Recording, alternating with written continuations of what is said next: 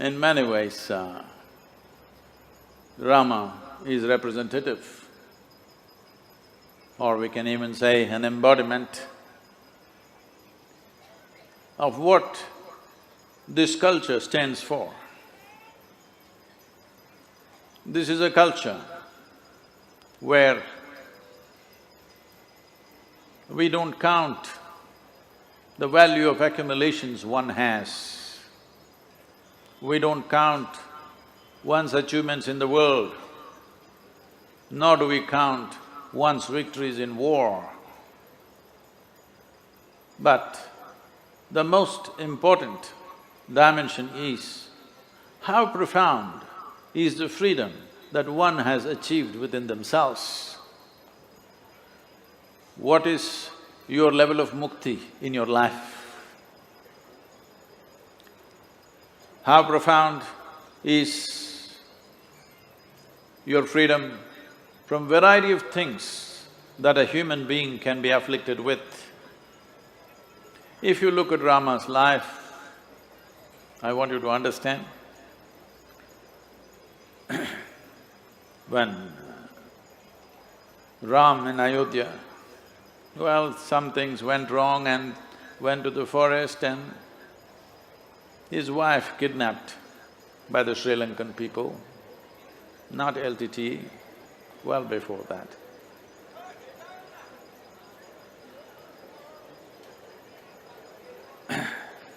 And when he started moving south, when he crossed the boundaries or the borders of Andhra Pradesh and Karnataka, we called him Rama.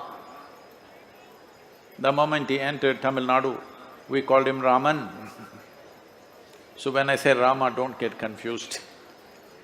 In south, he's not Ram, he's Rama.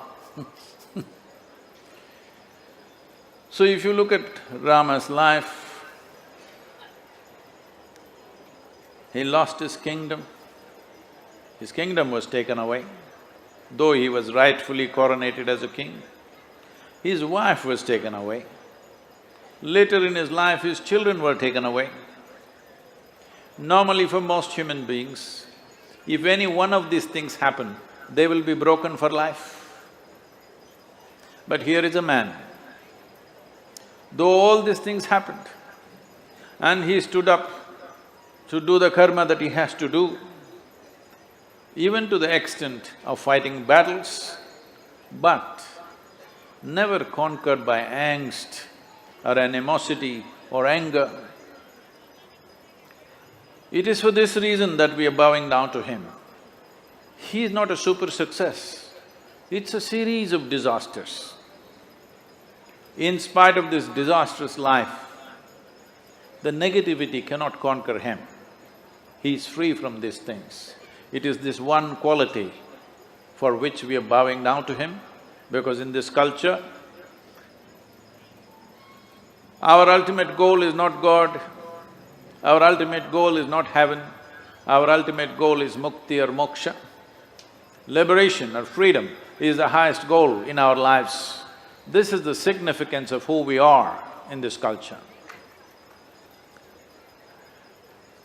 Everywhere else, people want to go to heaven, but we know, even if we go to heaven, we will get bored after some time. Hello?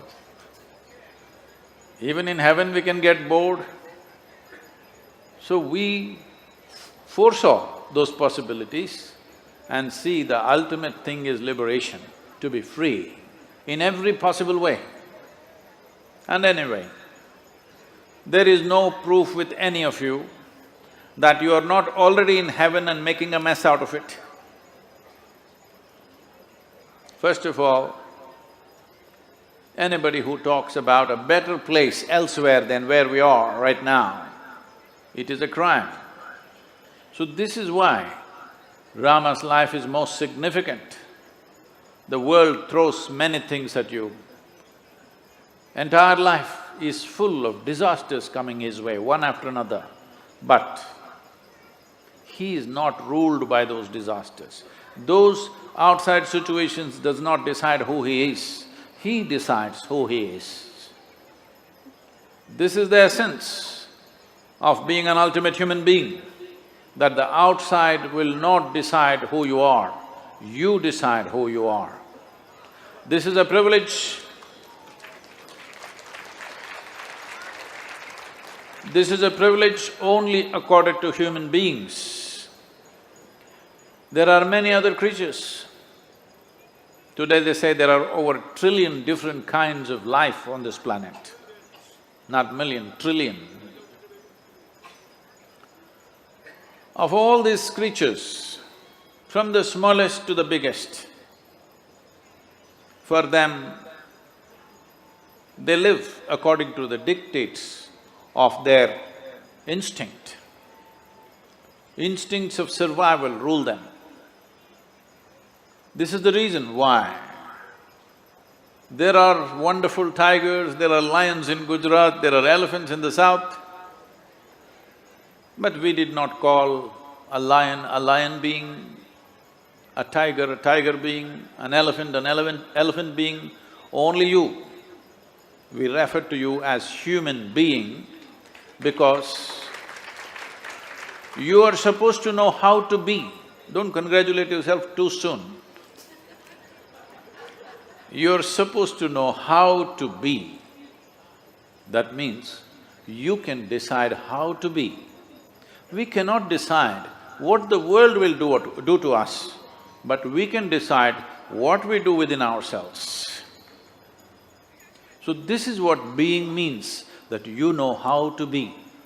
Rama is 100% representative of this dimension. He knows how to be. Kingdom taken away, wife taken away. Well, I was in Andhra Pradesh, in a small town called Nellore, with our present vice president on stage with me on that day. A little girl, a 14-year-old girl, stands up and asks me, "Sadhguru, they say Rama walked all the way from Ayodhya to Sri Lanka. Is such a thing possible? Or this is all just a story? Is it really practical for a man to walk from Ayodhya to Sri Lanka?" I said, "See, you are just a 14-year-old girl right now. You will grow up and one day you will find a man for yourself.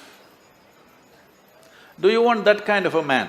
Suppose you are lost, he will walk all the way and look for you. Or do you want a man who will say, okay, she's gone, let me find some local solution for myself? What kind of man do you want?" She says, "I would like a man who walks all the way." I said, "That's what he did." He is a king, he could have found a local solution, but no, his wife is so dear to him that he walks all the way, fights a battle, gets her back. Well, there are arguments these days, but this man is a male chauvinist. Because of his pride or his kingdom or whatever nonsense, he again sent her back to the jungle. This argument came up here in Gujarat in one of your universities when I was part of the Youth and Truth movement. So I asked them a simple question. We are going through various situations in our country. Though this is a nation of great possibilities, we have still kept it as a nation of great problems. Though at one time we were the most prosperous nation on the planet, today we are coming up now, but still a large segment of population is in poverty. When it is like this, would you like a king or a leader of this nation who will place the well-being of his citizens and nation above his family and dear ones in his life? Or would you like somebody who will do everything for the family and forgets about the nation? They said, that is not it. Why should he send his wife? You must understand, when they say a dhobi was speaking about his wife or the queen, a queen is not just a wife. She's She has a place in the kingdom. She is not just another woman. A queen is like a mother to that kingdom. Now, it is not in the story, it may say Dhobi was speaking about it. A Dhobi is speaking means it is general gossip in the town. Everybody is speaking about it. They are wondering, how can she be our queen mother?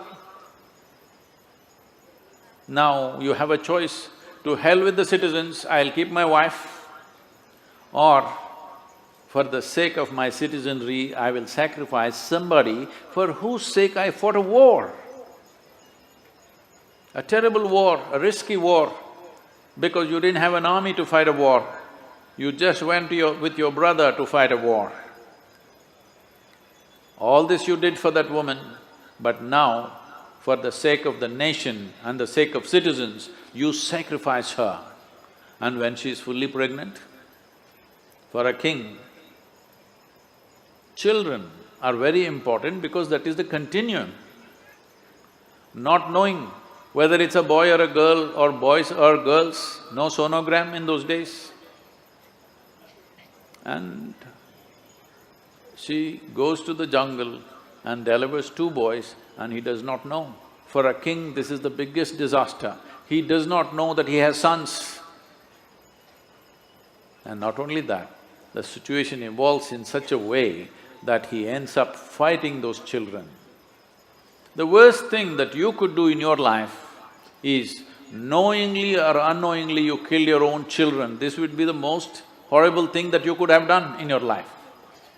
He almost did it, but still remained without angst, animosity or anger, doing what is needed. Though it causes much pain in your heart, you don't make this pain the basis of what you do with the rest of the world. This is what he represents. This is what should become the ideal of this nation and the world, that if you poke me, I will poke you, then everybody will be poked, because inevitably something will poke you. When you walk through this life, there are a lot of poking people. But as you raise in your stature, if you become the poking kind, then everybody will be poked. So, his life is not history, it is a lesson for the future of this nation and for this world. Thank you very much for having me here.